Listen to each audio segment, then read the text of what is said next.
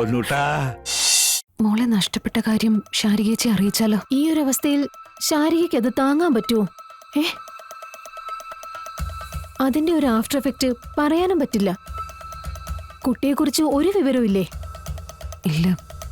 ചോദിക്കുമ്പോ പോലീസുകാർ പതിവ് വാചകം പറയുന്നതല്ലാതെ മറ്റൊരു അന്വേഷണവും നടക്കുന്നില്ല. കമ്മീഷണറെ കണ്ട് നേരിട്ട് കാര്യങ്ങൾ സംസാരിക്കാനുള്ള ഒരുക്കത്തിലാണ് ഞാനിപ്പോ.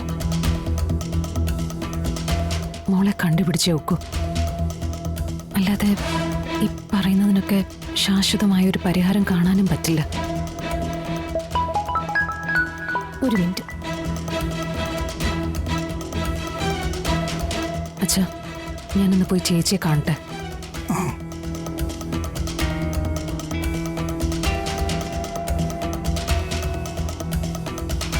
ഇനിയിപ്പോ എന്ത് ചെയ്യാൻ പറ്റും?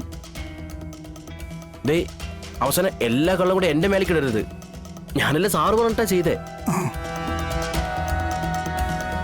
ശാലിനി, നമുക്ക് എത്രയും പെട്ടെന്ന് ഈ ഹോസ്പിറ്റലിൽ മാറണം. അതിപ്പം ഈ ഹോസ്പിറ്റലിന് എന്താ ചേച്ചി കുഴപ്പം? ഈ ഹോസ്പിറ്റലില് കുഴപ്പങ്ങളേ ഉള്ളൂ. ഞാൻ മോളെ കാണണമെന്ന് പറഞ്ഞപ്പോ അവര് വേറെ ഏതോ കുട്ടിയെ കൊണ്ടുവന്ന് കാണിച്ചിരിക്കുന്നു. എന്നെ പറ്റിക്കാൻ ശ്രമിച്ചിരിക്കുന്നു. അങ്ങനെ ഒരു ഹോസ്പിറ്റലില് നമ്മൾ എന്തുറപ്പില്ല ശാലിനി കിടക്കുന്നത്. ഇനി എനിക്കിവിടെ കിടക്കണ്ട. നമുക്ക് പോവാം. കുഞ്ഞിന്റെ അടുത്തേക്ക് പോവാം. എനിക്കിവിടെ കിടന്ന് മടുത്തു. ശരിയേച്ചി, കുറച്ച് ദിവസം കൂടി എന്തായാലും ഇവിടെ കിടക്കേണ്ടി വരും. അതിനുള്ള നമുക്കെല്ലാം ശരിയാക്കാം. മോളെ ഞാൻ കൊണ്ടുവന്ന് കാണിക്കാം. ഉറപ്പാണല്ലോ അല്ലേ?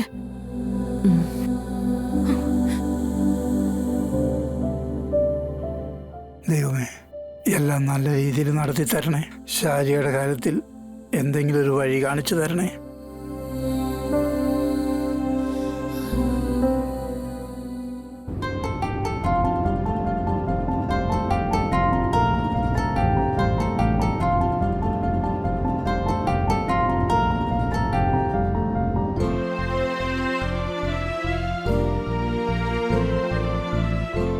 അല്ല, ഇതുവരെ തീർന്നില്ലേ?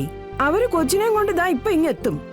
അവർ വരുന്നതിന് മുമ്പ് 1-2 മിനുക്ക് പണികൾ കൂടി നടത്തിയാൽ ഇതൊക്കെയാ.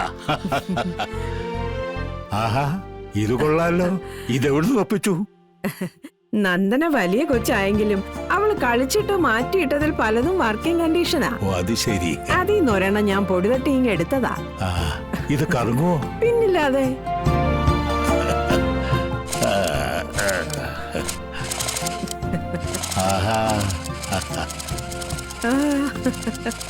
ഇത് കണ്ടില്ലേ? ചെറിയ കറക്കമൊക്കെ ഉണ്ട്. ഇവിടെ ഇരിക്കട്ടെ.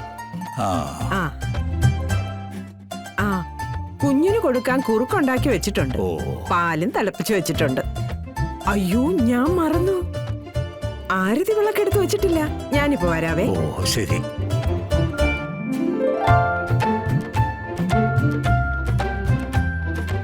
അവർ വരാനുള്ള സമയം കഴിഞ്ഞല്ലോ.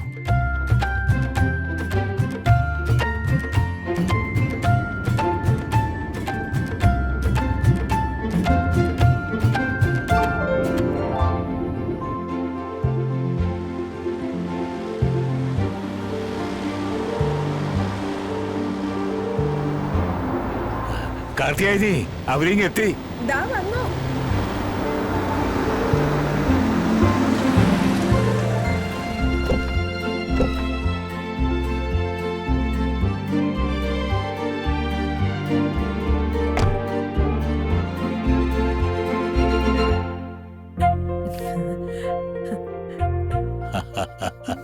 മോളെ, പൊന്നൂട്ടാ, പൊന്നുവാവേ. അതെ, ആരതി ആദ്യം ഒഴിയട്ടെ, എന്നിട്ടാവാം.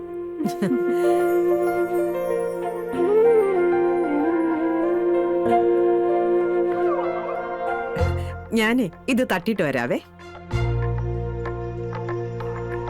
ഓ പൊന്നു, ചക്കരമുത്തേ, വാ, അകത്തേക്ക് കയറാം. വാ.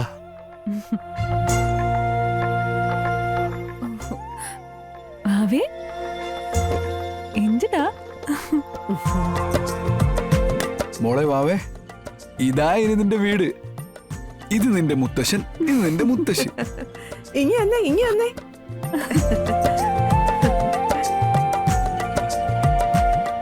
ഓ ആ വാ നമുക്ക് അകത്തേക്ക് ഇരിക്കാം വാ. ഉം.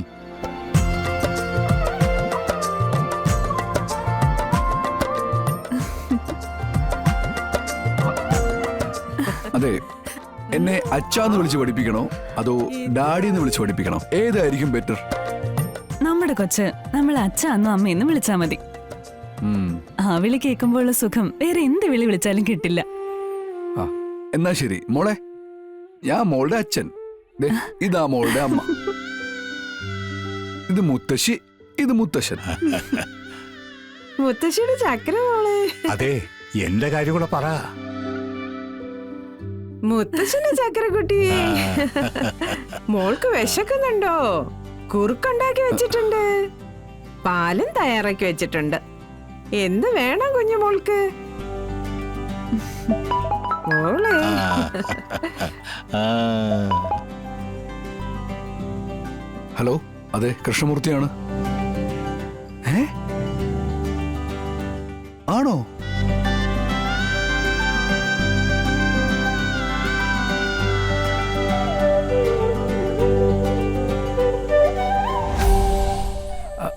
അതെ, സുബ്രഹ്മണ്യ തിരുമുൽപ്പാട് പറഞ്ഞത് കറക്റ്റായി. മോള് നമുക്ക് ഭാഗ്യം കൊണ്ടുവന്നിരിക്കുന്നു. എന്താ മൂർത്തി? കപ്പലില് ചരക്ക് കത്ത് നശിച്ചതിന്റെ ഇൻഷുറൻസ് തുക അനുവദിച്ചിരിക്കുന്നു. 5 കോടി രൂപ. 5 കോടി രൂപയോ? അതെ അരുണ, എല്ലാം വന്നു കയറി നമ്മളുടെ മോളുടെ ഭാഗ്യം. മോളെ ബാബു അച്ഛൻ എടുക്കട്ടെ.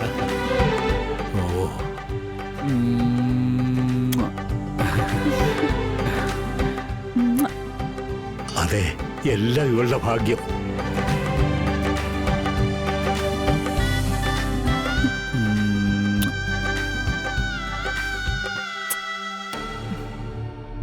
ഒന്ന് രണ്ട് ദിവസമായിട്ട് ഇങ്ങോട്ടൊന്ന് വരണമെന്ന് വിചാരിച്ചിരിക്കുമായിരുന്നു. പിന്നെ വല്യേച്ചിക്ക് അറിയാലോ അവിടുത്തെ തിരക്ക്. വല്യേച്ചിയും കൂടി ഇവിടെ ആയപ്പോ കടയിലെ കാര്യങ്ങളും വീട്ടിലെ കാര്യങ്ങളും എല്ലാം കൂടി ഒരു ബഹളാ. അപ്പോ ശാന്തേച്ചി വരാറില്ലേ?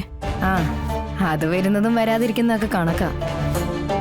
കൃത്യമായി ജോലിക്ക് വന്നാലല്ലേ എന്തൊക്കെയാ ദിവസം ചെയ്യേണ്ടെന്നൊരു ധാരണ ഉണ്ടാവൂ. വല്ലപ്പോഴും കയറി വന്നാൽ അതൊന്നും നടക്കില്ലല്ലോ.